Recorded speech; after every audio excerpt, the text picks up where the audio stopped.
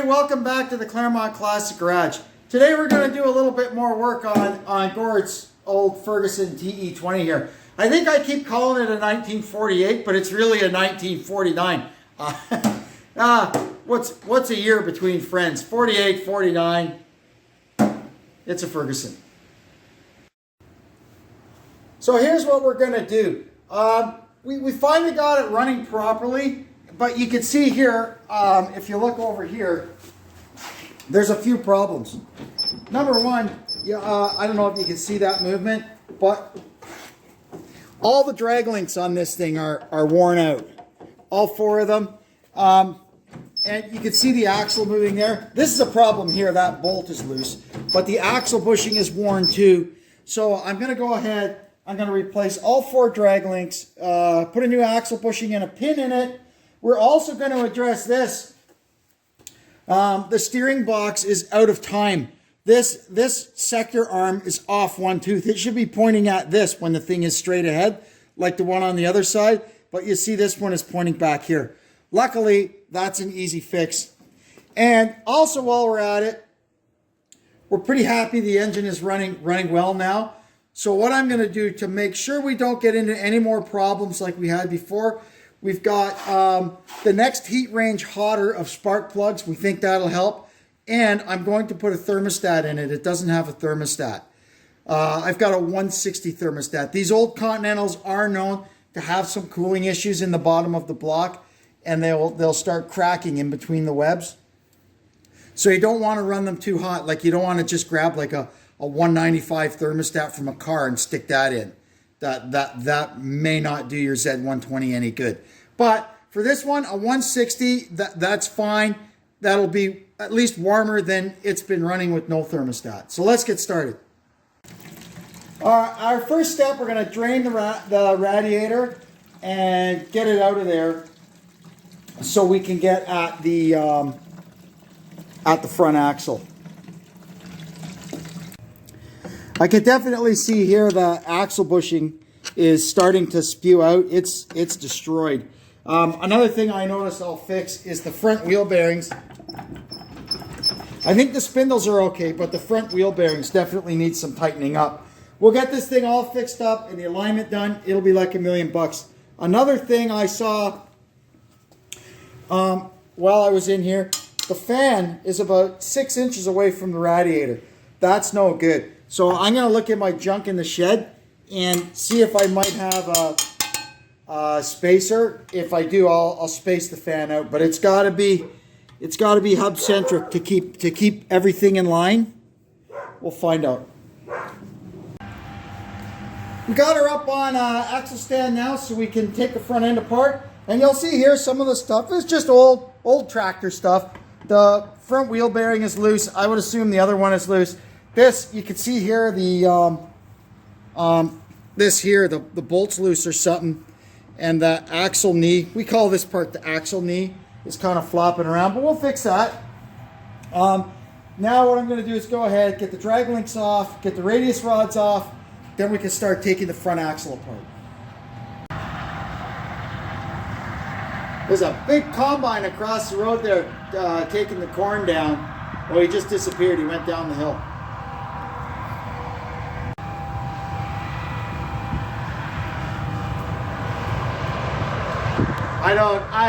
I'm only a pretend farmer, so I don't know what really goes on. But that corn over there doesn't usually come down till after Christmas. So I guess whatever the conditions were right this year, that it can come down early. Now I'm going to take the drag links off, and I'll show you the easy way to get them off. So what we're going to do is we'll see how it's going to go. We're going to back up this nut, and if the nut comes in contact with the side of the transmission, we'll do it one way. If it doesn't, we'll do it the other way. This one's not going to, so we'll just take the nut right off.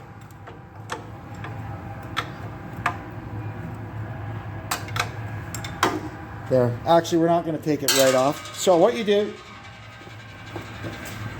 you get your nut backed off, and then you get in there with this pry bar behind the nut, and you just give the steering arm a smack. Bang! Out it comes. First time, every time. On the front, we're going to get the nut off. And then I'll show you how to get this off easy.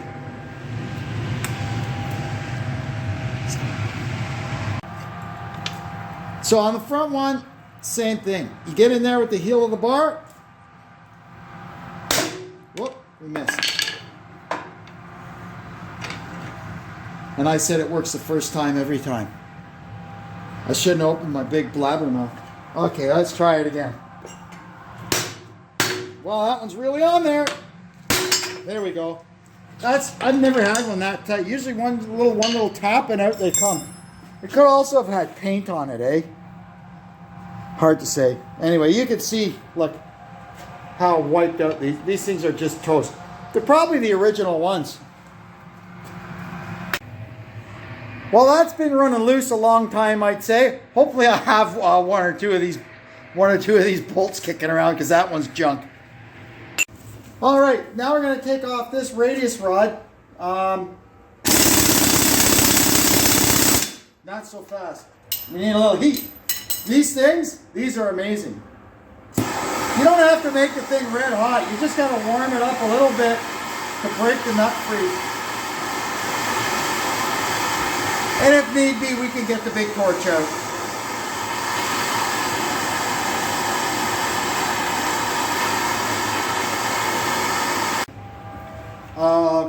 Now let's see if we got enough heat in this. Man, I gotta get a wrench. Doing this with a socket, it's a pain in my butt.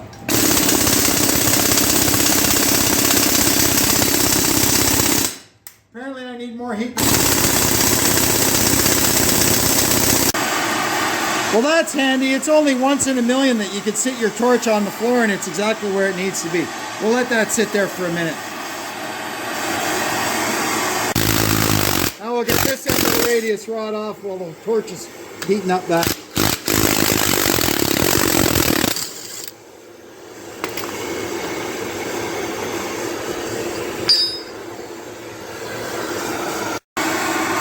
That nut is kind of a dull red now, so we'll see if that's enough to get her apart.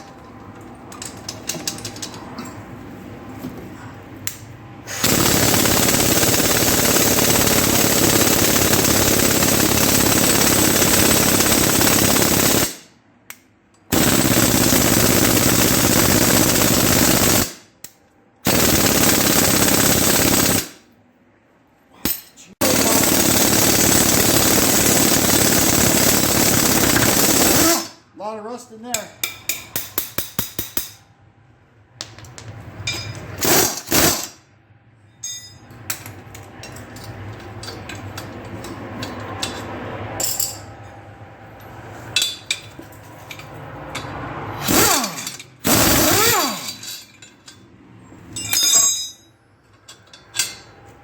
Yeah, same thing on that one. Now we're going to try and get this axle knee off. Okay, this was a lot of fun. It's just getting these knees off if they've never been off or if the bolts are seized. Heat, patience, air chisel, impact gun, and you just keep slowly working it and eventually you get it apart. Last bolt we got to get out is this, the one for the axle pin. So I'm going to put a little heat on it, and then hopefully it should just come out. It's 1/2 inch fine thread, and they usually end up in there pretty good. And then the real battle will be getting this pin out. Here she comes.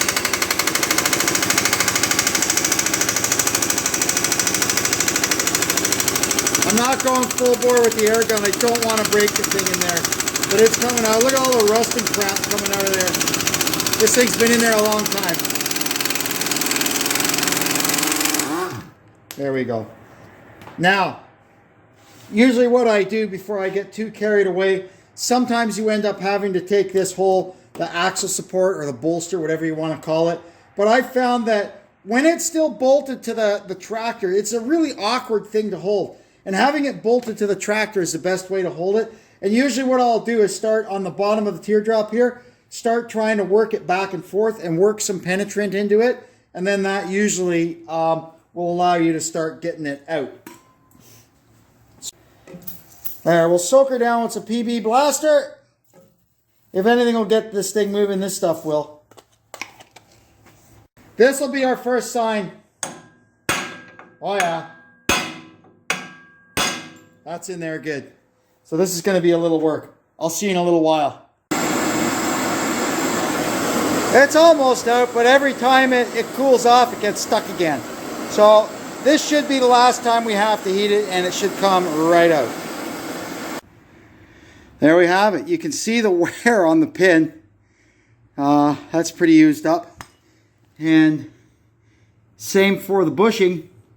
So we'll replace both of those, and the front end will be a lot tighter. Now we're going to see if we can get the bushing out of here. It's a split bushing.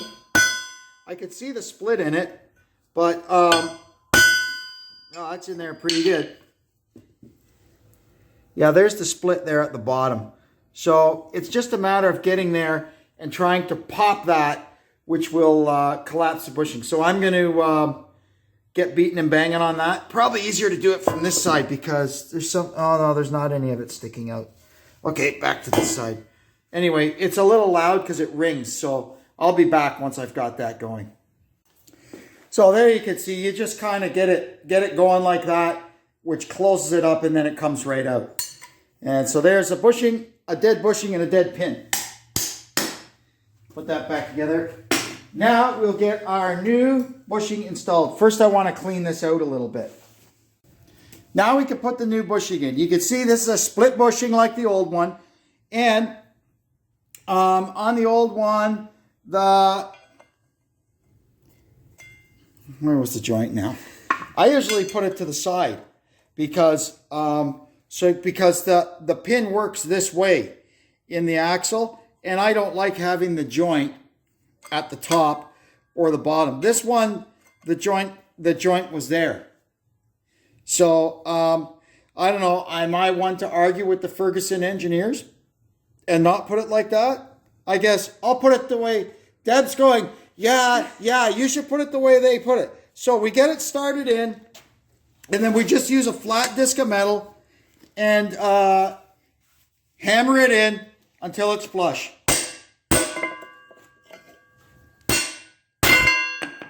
Just like that. Now we're just going to test fit our new pin before we put it together for keeps and make sure it fits, which it does. The back hole's a little, I'm not too sure about that, but anyway, not much I can do about it. It's probably just rusted away. And now we're going to, because we are in here banging around, I'm just going to run a 1/2-inch fine tap down that hole.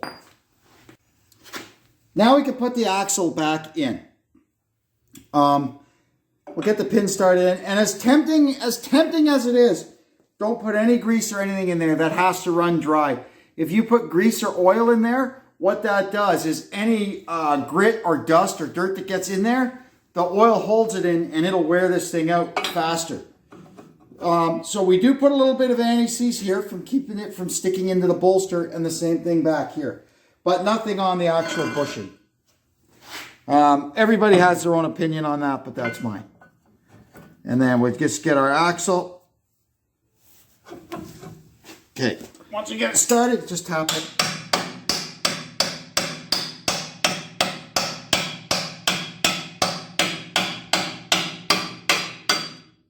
There we go.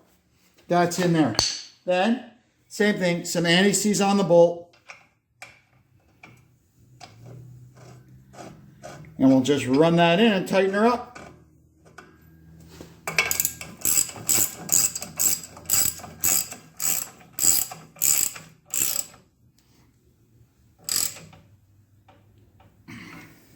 There. That's a lot tighter than it was before. It'll always have a little slop in it. It has to. That's the only way it can work. But the way this thing was, it was really bad. Now we can put the axle knees back on. And we're going to put lots of anti-seize on these bolts so we don't have to go through what we just went through again next time. These inboard ones aren't exactly the correct, proper, original factory bolts, but it's a 5/8 bolt, which is what it's supposed to be in there, so it'll do. That's what we've got, so that's what we're going to use. I went ahead and I cleaned up all the threads, so these bolts work nicely. Now that one, you just leave it like that. You don't put it all the way through. So these are pretty easy to put back on. You just kind of get one end in there like that. And we're gonna put it at the narrowest. We're gonna put it at the narrowest setting. There we go. And then we'll come back in a second and put all the nuts and bolts on. All these bolts are good and tight now. We blasted them up with the old impact gun. Now we're gonna put the radius rods back on. They go on the same way they came off, except with new bolts. You'll remember the old bolts were all eaten away from being loose. They won't be loose this time. They're gonna get tight. All this stuff is good and tight now. The axle assembly itself is all back together and tightened. And it's working nice, pivoting nicely. That's good. So now what we're going to do is tighten up these wheel bearings, because you can see they're pretty bad. They've got a grease fitting on the back of them, so they can be greased up after. So we got here, we should have somewhere in here a cotter pin that we can pull. Oh no. Oh, it's full of, look at that. Full of sand, and it's got a farmer cotter pin. A nail. Beautiful. This is all filled with junk. Kind of wonder if the bearing is seen better days. So I don't know what all that crap on the nut is or where it came from, but the bearing is nice and clean. I was worried that the bearings were coming apart, but they're just fine. So we will put this back in there. Oh yeah, that's good. We're just pushing on the outer bearing with my finger. I can feel it's fine. So I'm going to go clean all the junk off of this. It's almost, I kind of wonder if maybe at some point this thing was run without a grease cap on it, and it's maybe gotten some junk in it. But we'll clean this up and we should be okay. Once we get this on, we'll just tighten her up. So let's grab a channel lock. It's my tool of choice for this type of work, and you just kind of turn it. There we go. Yeah, that's good. And once it's tight, you just back it off till the nearest available cotter pin. No, that's still no good. Something is not right here.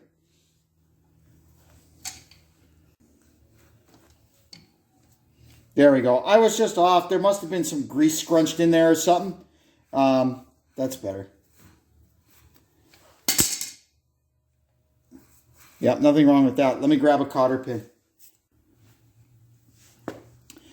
What I found with this, trying to get this, is these are possibly the wrong nuts for this, or something is not right, because the cotter pin hole is in the threaded part is way down there. So I had to grind the slot a little bit deeper where it needed to be. So now we've got it nicely adjusted. It's also possible that some parts have been mixed and matched over the years, and it's not exactly 100% compatible. But we're okay. Now we'll screw the hubcap back on. Might have to wait until the wheel is on and the weight's on it to actually tighten this right up. There we go. Just have to make sure that it still turns. It's not hitting anything. That's good. I got the other side wheel bearing adjusted. That one was fine. There was all kinds of room for the cotter pin. So I'm not sure what's gone on this side. Like I said, a lot can happen in 80 years. Parts get changed. Who knows? Anyway, it's all good. It doesn't matter. I've got the front wheels back on, and I've lowered it down onto the turning plates so that once we've got the steering box retimed and the new drag links and everything all on, we can set the toe angle. Now I'm going to start working on the steering box. Basically, we have to take out these 4 bolts. lift the steering shaft assembly out, reclock these to the right position, and put it back in. So I'm going to begin by removing this upper dash panel and go from there. I may be able to, just getting this upper dash panel out of the road, I may have enough room to just pull this up. We'll find out. I've got the upper dash disconnected from the lower dash. By the looks of things, it can stay with the upper steering column and just come out as one piece. I'm not even going to take the steering wheel off. I don't think. Anyway, we'll see how that works out. I've told you at the beginning of the video that this steering sector is out of time, but I was wrong, and I'll tell you how I figured that out. Unlike an 8N, which is on a splined shaft, so you can put the steering wheel on 1,000 different ways, these Fergusons, like the 9N and 2N, are on a keyed shaft, so the steering wheel can only go one place. So you want it to be oriented like that, in the straight ahead position, with, let's look at it from the back. Kind of like that, with one spoke down and the two spokes up, right? Like a peace sign. So what happens is, if you'll see, when we get this sector pointing at that stud like it's supposed to, you'll see the steering wheel is off. And you can't change that because of the key.